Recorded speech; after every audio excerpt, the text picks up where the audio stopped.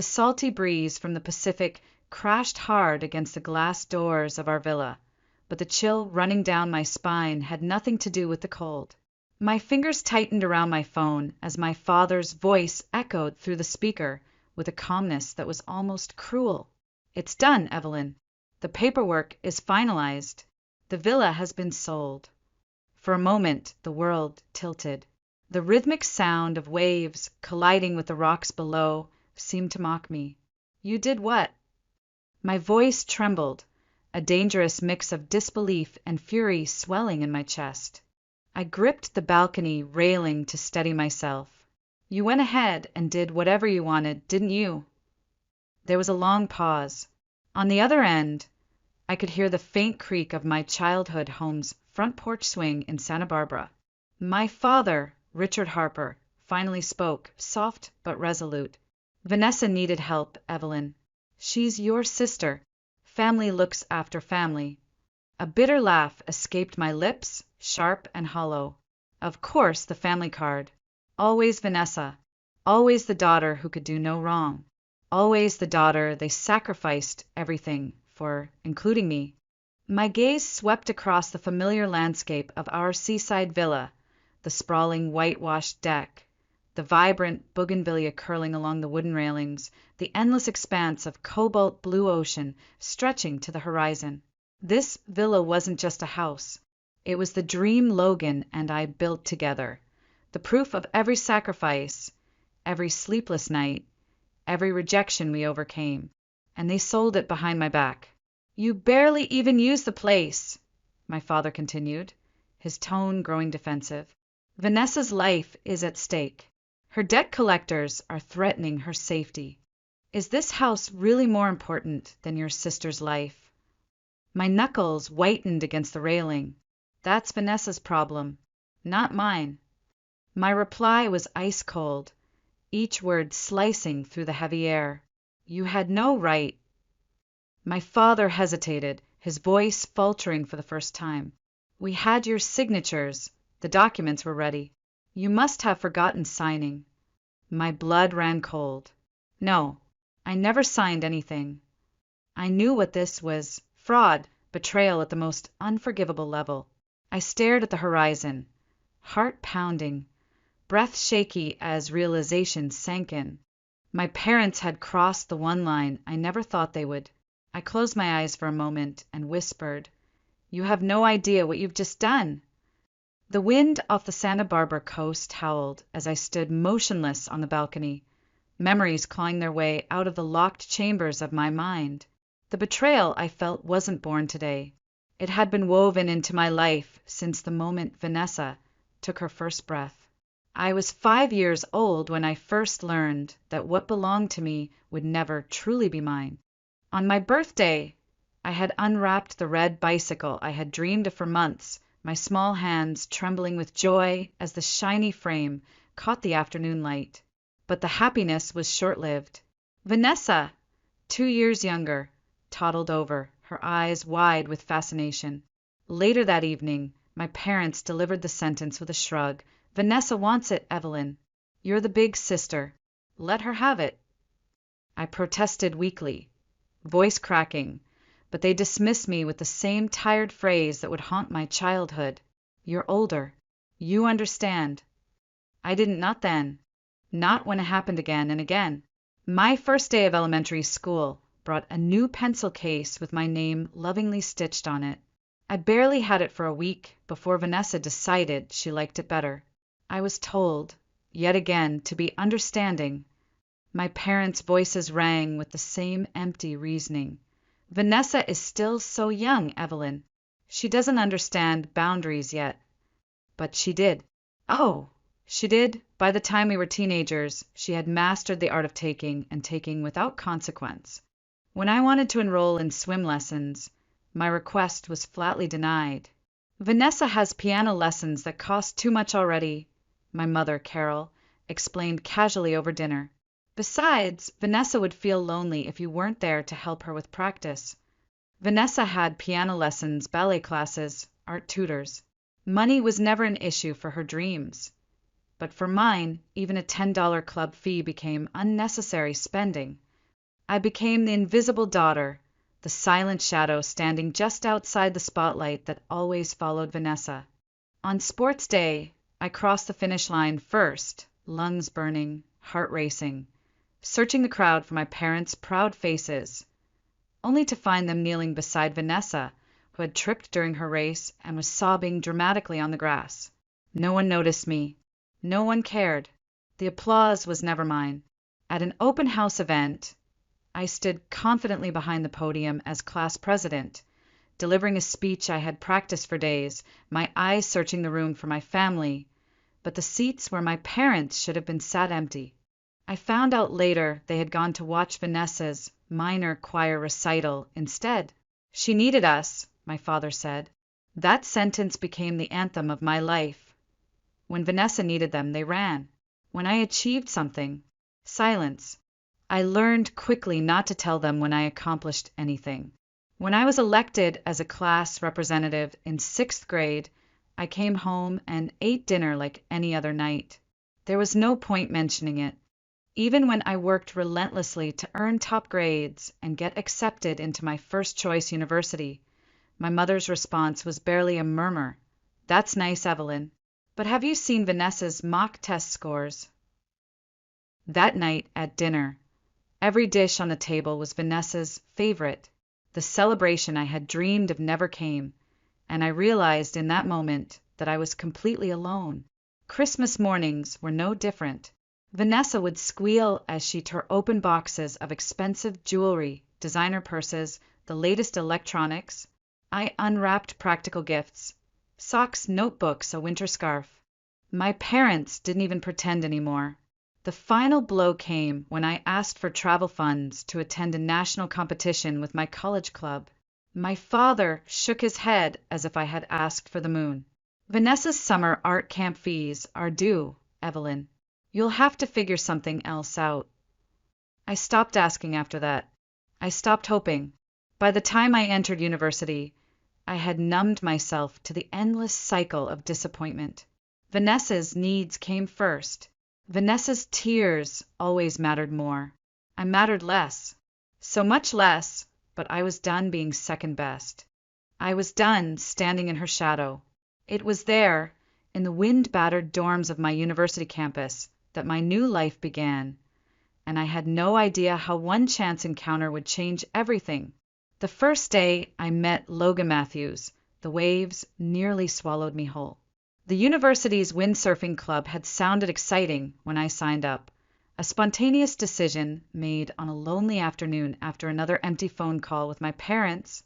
But as I stood knee-deep in the cold Pacific off the shores of Santa Barbara, struggling to balance on a slippery board, regret came crashing over me faster than the waves themselves. I toppled over again, coughing as salty water stung my eyes and burned my throat. From the shoreline, a calm voice called out, "Don't fight it, feel it." I blinked up through dripping lashes to see him, tall, tanned from endless days under the sun, with dark hair windswept wildly and an easy, crooked smile that somehow made the chaos of my failure feel like less of a disaster. Logan Matthews, club captain, a junior who had the effortless confidence I secretly envied. "Everyone falls on day one," he said, holding out a hand to help me up. I fell harder. I hesitated, then took it, not knowing then that this small gesture of kindness would shift the axis of my world forever. Logan became my mentor on the water and, soon after, the anchor in my life. I didn't tell him at first how much his gentle encouragement meant to me, how no one had ever told me failure was okay, how no one had ever believed in me just for trying. One moment I still remember as vividly as the sunlight on the water, the last day of our spring training camp. I had failed to stand upright on my board even once. My teammates had long given up for the evening, and I was alone, exhausted, ready to quit. "Evelyn." Logan's voice cut through the crash of the waves, the winds shifting. "You've got this." I don't know what changed in that instant, but suddenly I could feel it, the pull of the current, the way the wind pressed against the sail. My legs locked, the board steadied, and I rose. For the first time, I stood tall against the ocean. Cheers erupted from the shore, but I only saw Logan smiling wide as I glided across the waves. Later, as I collapsed breathless and exhilarated onto the sand, Logan flopped down beside me and nudged my shoulder. "You've got talent, Evelyn. You just don't know it yet." It wasn't just windsurfing. Logan taught me how to believe in myself, how to laugh at my mistakes, how to push past the voices that told me I wasn't enough. We spent hours training, studying together, sneaking late-night burritos after practice, talking about everything and nothing under starlit skies. Slowly, quietly, friendship became something deeper. We fell in love not with grand gestures, but with the simple, steady rhythm of two people who understood each other's silences. When I graduated, Logan and I stood outside my tiny rented apartment, the sun setting gold over the ocean, and he squeezed my hand. "What if we built something together?" he asked. "Our own business. No one else's rules, no one else telling us what we can't do." It was reckless. It was impossible. It was perfect. We scraped together what little savings we had. I juggled 3 part-time jobs, waitressing, tutoring, freelance writing, while Logan borrowed money from his family and picked up shifts as a sailing instructor. We leased a cramped office above an old bakery in downtown Santa Barbara, where the paint peeled and the heater rattled every time someone walked by, but it was ours. The walls were bare, the furniture mismatched and secondhand. We sat on the scuffed floor with cheap takeout and drew our business plans in notebooks by candlelight when the power cut out. "This is our starting line," Logan laughed, raising a plastic cup of sparkling cider in a mock toast. I laughed too. For the first time in years, it was real, raw, and full of hope. The rejections came hard and fast. "You're too young. No experience. No track record." Doors slammed in our faces again and again, but we didn't quit. We traveled to marine expos. We slept in our car on road trips to meet athletes and suppliers. Slowly, we built relationships. Slowly, trust followed. Then, at a small international water sports conference, we met them, an Australian manufacturer seeking a distributor in the U.S. market. They were as new and hungry as we were. The contract we signed with them in that dimly lit office changed everything. That night, we celebrated with a $10 bottle of cheap champagne and frozen appetizers on mismatched plates, staring at each other in disbelief. We had done it. The impossible dream had become possible, and we had only just begun. The years that followed were a blur of airports, trade shows, design meetings, product launches, and endless hustle. Our little brand grew from a barely known startup to a respected name in the marine sports apparel world. There were weeks when Logan and I barely slept, surviving on cold coffee and adrenaline. There were moments we almost gave up, exhausted by the weight of proving ourselves over and over again. But somehow, side by side, we pushed through every barrier. Our first major warehouse came after a nightmarish 6-month hunt and lease negotiations that nearly broke us. And yet, when we finally signed the lease, Logan danced with me under flickering fluorescent lights like we had just bought the moon. It became our rhythm. Setbacks followed by small victories, disappointment followed by resilience. Slowly, orders grew. Clients returned. The gamble we had taken on ourselves began to pay off. We didn't even realize how far we'd come until one evening, sitting cross-legged on our warehouse floor, Logan looked up from a spreadsheet and smiled at me with that familiar sparkle in his eyes. "You know what we should do." I looked at him warily. "What?" "We should buy a place by the water. A real place. Not rented, not borrowed. Ours." I laughed then, shaking my head. "You mean like a house?" "No," he said, eyes softening. "A home." I didn't dare say it aloud, but my heart leapt at the idea.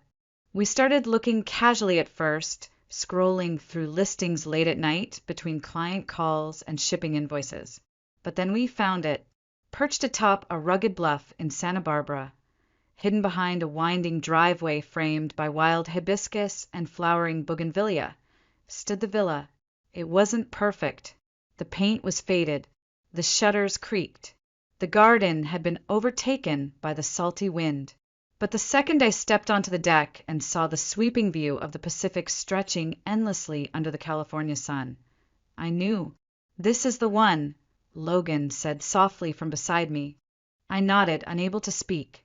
We emptied our savings, signed the papers with shaking hands, and crossed the threshold together into what would become our sanctuary. The work began immediately. We painted railings late into the night with music blasting through old speakers. We replaced warped floorboards, argued over kitchen tile samples, planted herbs in mismatched pots along the windowsills. We laughed, we sweated, we sometimes argued. But every stroke of paint, every piece of driftwood art, every candle and seashell was a piece of us woven into the walls. Our favorite place was the deck. White Adirondack, chairs facing the ocean, glasses of wine resting on the weathered wooden table between us. We would sit for hours watching the sky turn molten gold, then indigo as the stars blanketed the water. I remember one night in particular, the wind soft and warm, the waves gentle as a lullaby. Logan reached for my hand and squeezed it gently. "Let's grow old together here," he whispered. My heart swelled. For the first time in my life, I wasn't the afterthought. I wasn't invisible. I was home. I thought nothing, no one, could ever take that from us. I had no idea how wrong I was. The phone call that shattered everything came 2 mornings after I returned from a business trip to Southeast Asia. I was sipping my coffee on the deck of our villa, barefoot, wrapped in a soft blanket as the early fog rolled in from the sea. The horizon was just starting to glow pink and gold when my phone buzzed. Richard Harper, my father. I hesitated. I hadn't spoken to my parents in weeks, not since the last terse conversation about Vanessa's latest misunderstanding. Against my better judgment, I answered. "Evelyn, we need to talk," my father said without preamble, his voice heavy and unfamiliar. I straightened in my chair, the blanket sliding from my shoulders. "What happened?" "It's about the villa." The word slammed into me like a rogue wave. I stood up abruptly. "What about it?" "We've sold it. The ownership transfer takes place next month." For several seconds, I was too stunned to breathe. "I don't understand," I whispered, my fingers tightening around the phone. "You did what?" "Vanessa's in trouble," my father explained, his tone defensive. "She made an investment that went bad. $200,000 bad. The debt collectors are circling. We had to act quickly." My stomach turned. "And you thought the answer was to sell our home? The home Logan and I built with our blood and sweat? Without even telling me." "You barely use it, Evelyn. And Vanessa's life is at stake." His voice grew firmer, as though my anger was unreasonable. "Is a vacation house you rarely use really worth more than your sister's safety?" I pressed my hand against the cold glass door to steady myself, fury threatening to boil over. "That's Vanessa's problem, not mine," I said flatly. "How did you even manage to do this? The deed has both mine and Logan's name on it." My father paused. I could hear him breathing heavily on the other end, his bravado faltering. "The documents were already prepared. We had your signatures. You must have forgotten signing." My heart nearly stopped. I gripped the phone tighter, the blood draining from my face. No, I never signed anything." My voice turned ice cold. "You forged our signatures." Silence. The only sound was the waves crashing relentlessly against the cliffs below. I stared blankly at the familiar lines of our villa, the wind chime swaying gently by the kitchen window, the scattered seashells Logan had collected, the faded blue cushions on the deck chairs where we had shared so many sunsets. It all blurred as realization dawned. My parents had committed fraud against me, against their own daughter. My mind raced, equal parts disbelief and rage. This was not a misunderstanding. This was betrayal in its purest form. My father tried again, his tone urgent. "Evelyn, don't overreact. We didn't have a choice. We had to protect Vanessa. She was tricked. I drew in a sharp breath. No, you didn't have to protect her. You chose to, just like you've always chosen her over me. My fingers trembled as I wiped tears I didn't even realize had fallen. You've crossed a line that can't be uncrossed. Please, Evelyn, we're family. No, this isn't just a family matter. I cut him off, voice steady but deadly calm. This is fraud, and I'm going to the police. There was a gasp on the other end, my father completely unprepared for my response. Don't be ridiculous. You'd ruin your parents' lives over a house. I stared out across the ocean, heart pounding, breath coming in shallow bursts. I spoke slowly, every syllable laced with cold finality. You've already ruined this family, Dad. You just didn't think I'd be the one to say enough. I ended the call and stood motionless, staring at the only place that had ever felt like mine, the villa Logan and I had fought so hard for, now stolen by the people who were supposed to love me the most. The morning mist thickened as I stood there alone. Only the sound of the crashing waves remained. An hour passed before I could move. My hands shook as I texted Logan, still half believing I had misheard, that this was some cruel misunderstanding that could be undone. My phone rang before I finished typing. Logan's voice, calm but urgent, filled my ear. Evelyn, are you okay? The dam inside me broke. They forged our signatures. Logan, they sold our home without even telling us. They did it for Vanessa again. There was silence on the line. Then the steel edge I knew so well entered his voice. They won't get away with this. Later that afternoon, Logan called back with news that sent my head spinning. You won't believe this. I got a call from the buyer. My heart stopped. They closed the sale already? No, Logan replied. They contacted me to verify the signatures. Evelyn, the buyer is Dylan Foster. We were in the same sailing club at university. I explained everything. I sank into a chair, my knees weak with relief. What did he say? He's pulling out of the deal. Immediately. My vision blurred as the tears came fast and hot, equal parts gratitude and rage. Thank God! It's not over yet, Logan continued, his tone measured. I also contacted our lawyer. We're filing a cease and desist order, and I've just spoken to the police. They're opening a formal investigation. I nodded slowly as the weight of what had just happened began to lift, but only slightly. That evening, Logan left his meetings early and drove straight to the villa. I met him at the door, unable to hold back any longer. He pulled me into his arms and let me cry, the sobs racking my chest after hours of holding it together. Why would they do this, Logan? I whispered, burying my face against him. Do they think they can do anything as long as it's for Vanessa? Logan gently stroked my hair. You've done nothing wrong. You have every right to stand up for what's yours. I'm proud of you. His words soothed me more than he could have known, because somewhere deep inside, the little girl who was always told to be understanding had finally said no. The next day, the police launched a full-scale investigation. I handed over every document, every email, every signature sample. Within days, the truth unraveled. My parents had known the villa was jointly owned by Logan and me. They had deliberately forged both of our signatures and submitted falsified documents to the real estate agency. The lies went deeper than I could have imagined. They told the agency, our daughter and her partner have been relocated overseas and no longer want the property. I stared blankly at the officer as he read the report aloud. My parents had spent nearly 3 months planning it all.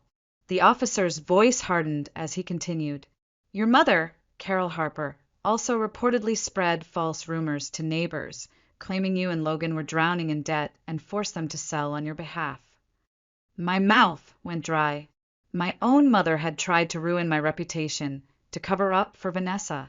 I sat frozen, unable to comprehend how far they had gone. Logan's hand found mine under the table, squeezing tightly as if to anchor me back to reality.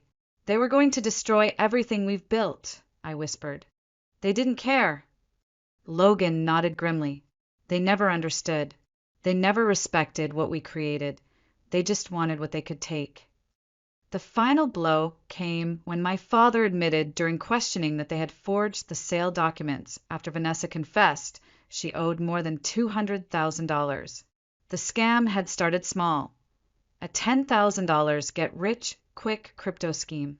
Then more and more, until she had drained their savings and maxed out every credit line they had. Vanessa isn't to blame, my mother sobbed to the officers. She's just not as smart as Evelyn. She was tricked. Even the detective conducting the interview was left speechless. The bitter truth settled over me like lead. My parents' obsession with protecting Vanessa had cost them their home, their dignity, and nearly cost me everything I loved. But it didn't. Not this time. I had drawn a line, and for the first time in my life, they couldn't cross it. The police report only confirmed what I had known in my bones for years. Vanessa was a hurricane of bad choices, enabled at every turn by my parents' blind devotion. I thought back to the first time the cycle had started. Vanessa was barely a freshman in college when she took out a $3,000 consumer finance loan behind my parents' backs. The reason? A luxury handbag she needed to fit in with her friends. When my parents found out, they didn't scold her. They paid it off immediately, whispering the same tired excuse they had always used. She's just a young girl. It can't be helped. 2 months later, Vanessa misused her tuition money, not on books or rent, but on an extravagant weekend trip to Las Vegas with friends and designer clothes to boost her confidence. I still remember my father's weary sigh as he transferred $30,000 from his retirement account to cover the shortfall. Vanessa lacks life experience, my mother murmured, folding her arms. She doesn't understand the value of money. I stared at them, stunned. I had spent my entire life scrimping, saving, working part-time jobs to buy second-hand textbooks and afford my own rent. And yet Vanessa could gamble with tens of thousands of dollars without so much as a lecture. It only got worse. During her 3rd year, Vanessa abruptly dropped out of college, claiming the classes were too hard and she couldn't handle the pressure. She worked part-time at a trendy restaurant for a while, but that too didn't last. Then came the boyfriend, a smooth-talking customer from the restaurant who introduced her to a so-called investment opportunity. Within months, Vanessa had lost $38,000. When my parents intervened and begged her to break off the relationship, Vanessa only glared at me bitterly. You wouldn't understand, Evelyn. You've always had everything come easy. I wanted to laugh at the cruel irony. Me, the invisible daughter, the one who had been told no at every turn, being painted as privileged by the very sister who had never heard the word no. The relationship ended eventually, but not before my parents drained more of their savings to cover the debt. It was endless. Every poor choice Vanessa made was followed by the same predictable pattern: reckless spending, crisis, tearful apologies, rescue, lather, rinse, repeat. And each time my parents made the same pitiful justification: she's fragile. She just needs support. You know how society is, Evelyn. It's too harsh on young women. The final straw had come with this latest disaster. Vanessa had been mentored by an online crypto guru, promising to double her money in just months. What began as a $10,000 experiment quickly spiraled. Vanessa took cash advances, maxed out credit cards, begged friends for loans, even lied about needing emergency medical procedures just to borrow more. By the time she admitted the truth, the debt had ballooned to over $200,000. My parents had nothing left. They had drained their retirement accounts, sold off family land, taken out a second mortgage on their house. And now they had tried to steal our home, the only thing I had ever built for myself, to save her again. As I sat at our kitchen table in the villa, the early morning light glinting off the waves, I stared blankly at the pile of police documents in front of me. A bitter truth hardened inside me. My parents had not just failed Vanessa. They had destroyed her. by shielding her from consequences at every turn. They had stunted her sense of responsibility. She had no idea how to live without someone rushing to clean up the mess behind her, and now, for the first time, there was no one left to do it. Logan came over quietly and slid a mug of tea into my hands. "You tried to warn them," he said softly. "For years." I nodded slowly, tears pricking my eyes. "They didn't listen. You did everything you could." His voice was steady, grounding me. "They made their choices, and you've made yours." I squeezed his hand tightly, the weight of decades of dysfunction pressing against my chest. "I won't let them destroy what we've built," I whispered, and I meant it. The call came late at night. I stared at the screen in disbelief as Vanessa's name flashed in bold letters. My stomach clenched. I knew why she was calling, and I knew what I had to do. I let it ring. Once, twice, 3 times. Then, finally, I answered. "Evelyn!" she blurted out before I could speak, her voice thick with panic and entitlement, the same tone I had heard all my life. "How could you? How could you turn Mom and Dad over to the police? You've ruined everything." I closed my eyes, steadying my breath as I stared into the dark expanse of the Pacific beyond our villa windows. "I didn't ruin anything, Vanessa. They did this to themselves." "We're family," she snapped. "You don't betray family." "No, Vanessa, family doesn't steal from each other," I said quietly but firmly. "Family doesn't forge signatures.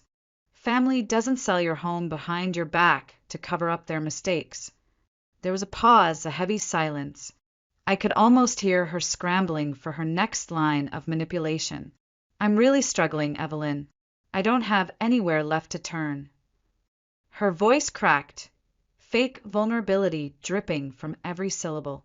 "Please, just $50,000. That's all I need to fix this.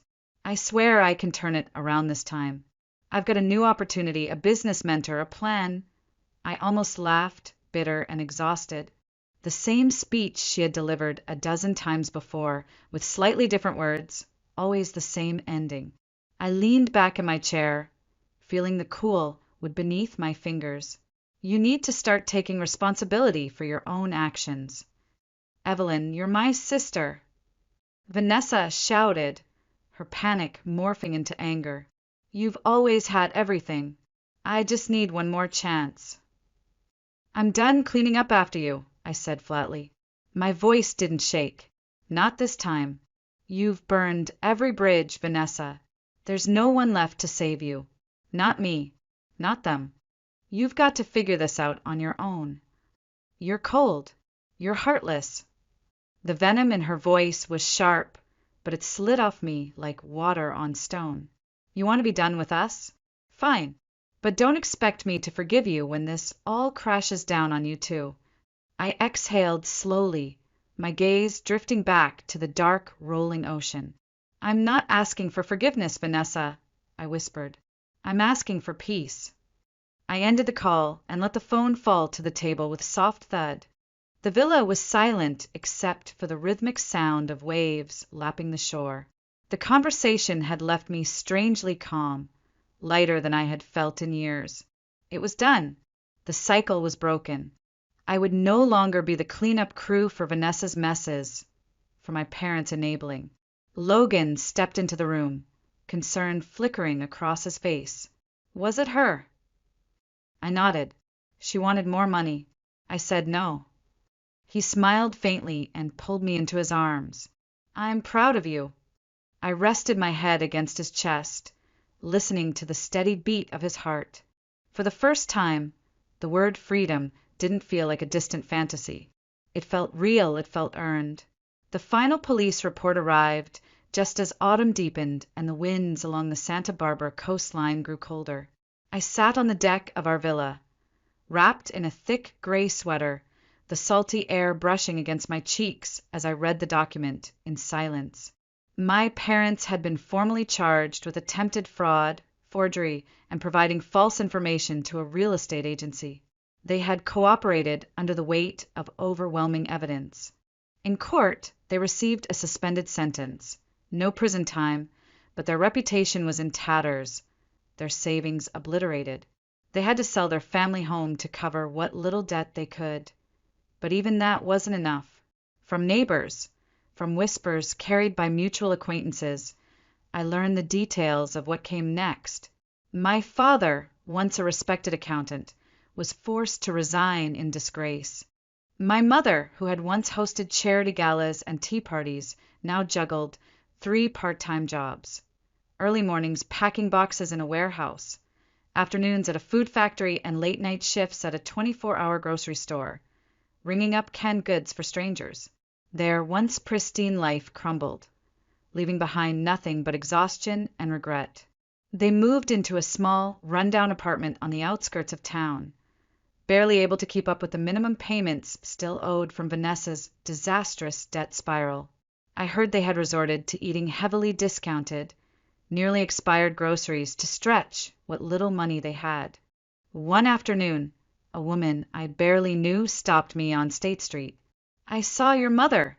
She's aged 20 years and months," the woman whispered, almost pityingly. She was crying by the loading dock after work. No one dared speak to her. A sharp ache twisted inside me. I wasn't made of stone. But I also knew that pity could not rewrite the years of neglect, betrayal, and cruelty they had shown me. They had chosen this path again and again, and now they were living the consequences. I later learned that my father collapsed during an overnight security job from exhaustion, but returned to work days later. They had no other option. They were trapped by the very devotion that had led them to ruin. And Vanessa? Her spiral only continued. Her credit cards had been canceled. Her consumer loans were maxed out. Friends and acquaintances had finally cut her off. Cornered, she sent me one final desperate email. "Margaret, I know you hate me, but please lend me $50,000. I have an opportunity. This time it's foolproof. I can turn it around. I swear." I didn't reply. Instead, I forwarded my parents' information for counseling and debt relief services. That was the only help I would offer. Logan stood by me as I pressed send and then deleted her email for good. "Why didn't we stop this sooner?" I whispered, watching the sunlight flicker over the rolling waves. "Why didn't they?" Logan wrapped his arms around my shoulders from behind, his voice soft. "Because you believed family would change. Sometimes they don't. But you did what they never could. You walked away." I stared out at the horizon. The waters shimmered under the late afternoon sun, endless and untouchable. For the first time, I didn't feel bound by guilt or duty. I was free.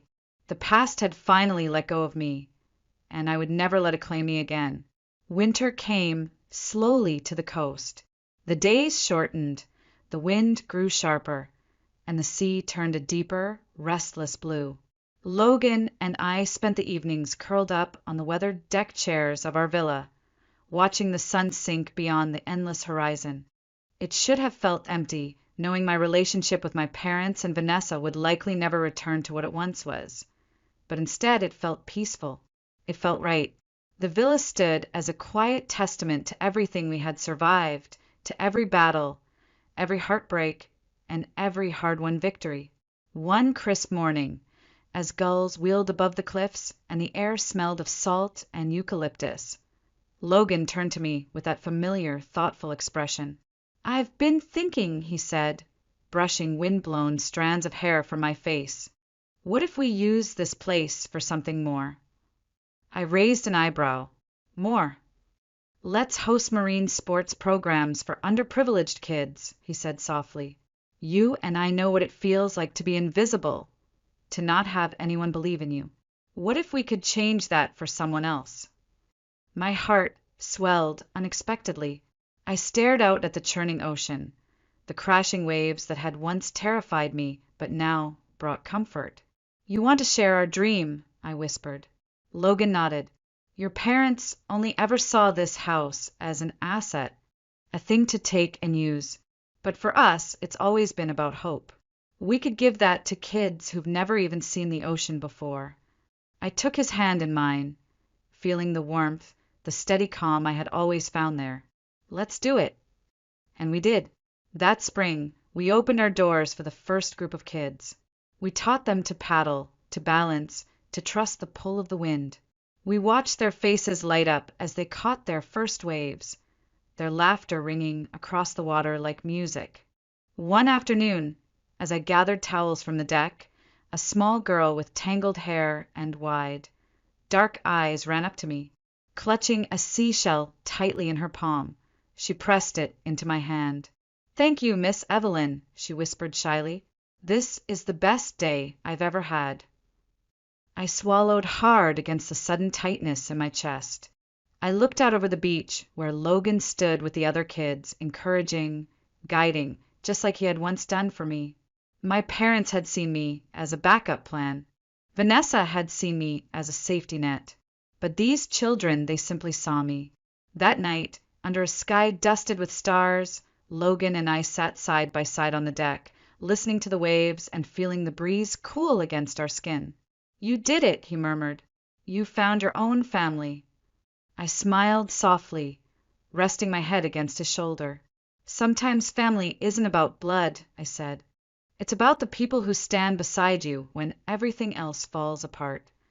I watched the moonlight dance on the water and felt a deep, steady peace settle over me at last.